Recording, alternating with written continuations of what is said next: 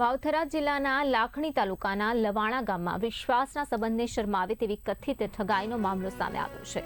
ફરિયાદ અનુસાર બળદેવ ચૌહાણના કુટુંબિક ભત્રીજા ગોપી ચૌહાણે લોન માટે સિવિલ ચેક કરાવવાના બહાને આધાર કાર્ડ, પાન કાર્ડ સહિતના દસ્તાવેજો મેળવી કાકાની જાણ બહાર તેમના નામે ખાનગી બેંકમાં ખાતું ખોલાવ્યું હતું। આ ખાતામાંથી રૂપિયા 72 લાખથી વધુના નાણાકીય વ્યવહારો કરવામાં આવ્યા હોવાનો આક્ષેપ કરવામાં આવ્યો છે।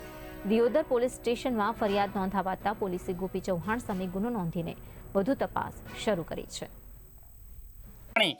મારી હારે ખોટું કરવા વાળો ગોપીભાઈ સેધાભાઈ ચૌહાણ, મારું ખોટું ખાતું ખોલાવનાર ગોપીભાઈ સેધાભાઈ ચૌહાણ, ગામ લવાણા, મારો ભત્રીજો મારી જોડે કે મારે પૈસાની જરૂર હતી, તારી જોડેથી કે હું ડોક્યુમેન્ટ મને આપ, હું તને લોન કરીને પૈસા આપીશ, પણ મારી જોડેથી ફ્રોડ કરીને ડોક્યુમેન્ટ મંગાવીને ખાતું ખોલાવી લીધું ને પૈસાની લેવડ દેવડ અંદર કરી દીધી। મને કોઈ જાણ નથી, પણ તે છતાંય 2 મહિના પછી મને પૂના પોલીસ સ્ટેશનમાંથી નોટિસ આવી, ત્યારે મને જાણ થઈ છે કે મારું ખાતું બનાસ બેંકની અંદર છે।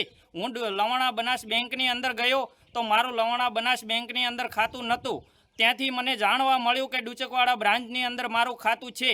હું ડુચકવાડા બ્રાન્ચની અંદર ગયો તો મારું ડુચકવાડા બ્રાન્ચની અંદર મેનેજરનું કહેવું એવું છે કે તે જ ખાતું ખોલાયું છે। હું ડુચકવાડા બેંકની અંદર સહી નથી કરી, મેં ખાતું નથી ખોલાયું, તો મારું ખાતું કેવી રીતે ખુલ્યું?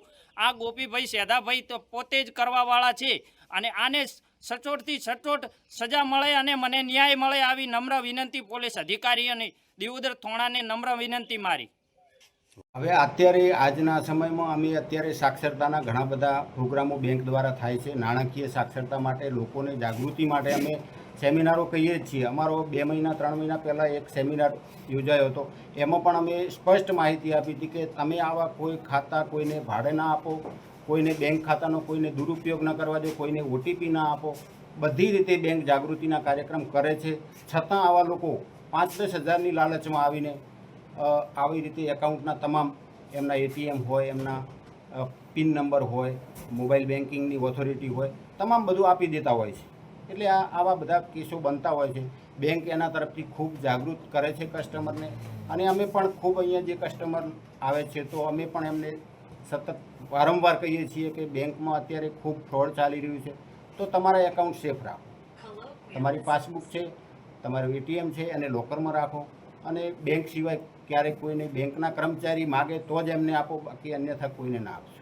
સર, ફરિયાદીનો આક્ષેપ છે કે બેંકના અંદર ખાતું ખોલાવવા માટે ખુદ આવ્યો નથી, તો આ બેંકના અંદર એવું કોઈ ખાતા ખુલી શકે કે ના ખુલી શકે? બેંકમાં કસ્ટમર ન આવે તો ક્યારેય ખાતું ખુલી શકે નહીં અને અમારી બ્રાન્ચમાં પણ કોઈ એવું ખાતું ખુલેલ નથી।